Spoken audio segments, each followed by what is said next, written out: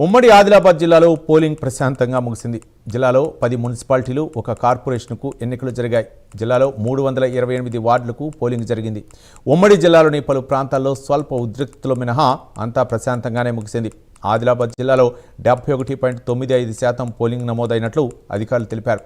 ఇక ఇదే అంశంపై మరింత సమాచారం మా ఉమ్మడి ఆదిలాబాద్ జిల్లా కరెస్పాండెంట్ చంద్రశేఖర్ అందిస్తారు. ఆదిలాబాద్ జిల్లాలో మున్సిపల్ ఎన్నికలకు సంబంధించిన ప్రక్రియ అయితే సాయంత్రం 5 గంటలకైతే ముగిసింది. దీంతో ఉమ్మడి ఆదిలాబాద్ జిల్లా వ్యాప్తంగా అయితే ఎన్నికలకు సంబంధించిన పోలింగ్ స్టేషన్లకైతే గేట్లు వేయడం జరిగింది. అదేవిధంగా ఇప్పుడు ప్రస్తుతం మనం మంచిర్యాల జిల్లా కేంద్రంలో ఉన్నాం.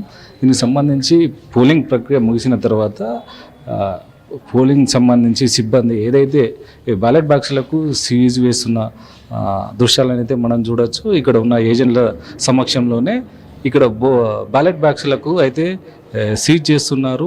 మొత్తంగా ఉమ్మడి ఆదిలాబాద్ జిల్లాలో అయితే మున్సిపల్ ఎన్నికలకు సంబంధించి ప్రశాంతమైన వాతావరణంలో అయితే ఎన్నికలు అయితే ముగిశాయని చెప్పచ్చు.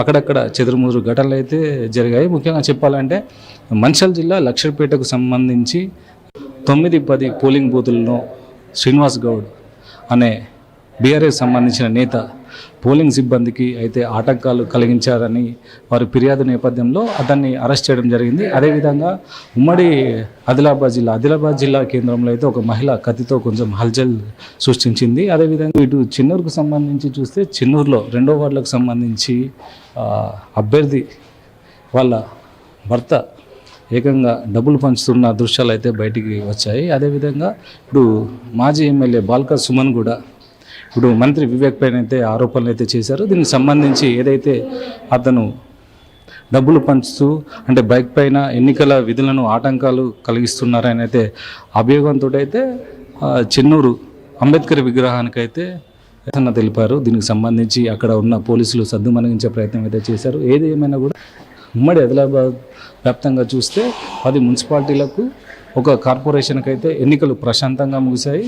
దీంతో పోలీసులు కూడా ఊపిరి పీల్చుకున్నారు. అదేవిధంగా జిల్లా అధికారులు కూడా ఊపిరి పీల్చుకున్నారని చెప్పవచ్చు. మొత్తం మీద చూస్తే అక్కడక్కడ చెదురుముదురు ఘటనతో అయితే ప్రశాంతమైన వాతావరణంలో అయితే ఎన్నికలు ముగిశాయని అయితే ఇటు అధికారులు అయితే చెప్పడం జరిగింది. మొత్తంగా గతంతో పోలిస్తే ఈసారి ఓటింగ్ పర్సంటేజ్ కూడా గతంతో 78% ఉన్న ఓటింగ్ ఈసారి ఓటింగ్ పర్సంటేజ్ కూడా 72% నమోదైంది. దీంతో అయితే ఓటింగ్ సరళి అయితే తగ్గుముఖం పట్టిందని చెప్పవచ్చు. ఉదయం నుంచే మందకొడిగా సాగిన ఈ ఓటింగ్ ప్రక్రియ సాయంత్రం వరకు కూడా అదే స్థాయిలో ఓటింగ్ ప్రక్రియ కొనసాగింది. దీంతో అభ్యర్థులకు కొంచెం గుబులు అయితే ఏర్పడ్డది. దీంతో ఓటింగ్ సరళి, ఓటింగ్ నమోదు తక్కువ కావడంతో అయితే ఎవరు విజేతగా నిలుస్తారన్నది మరికొన్ని గంటల్లో అయితే వేచి చూడాల్సిన పరిస్థితి అయితే ఏర్పడింది. కెమెరా పర్సన్ సతీష్తో చంద్రశేఖర్, ప్రైమ్9 న్యూస్, మంచిర్యాల జిల్లా.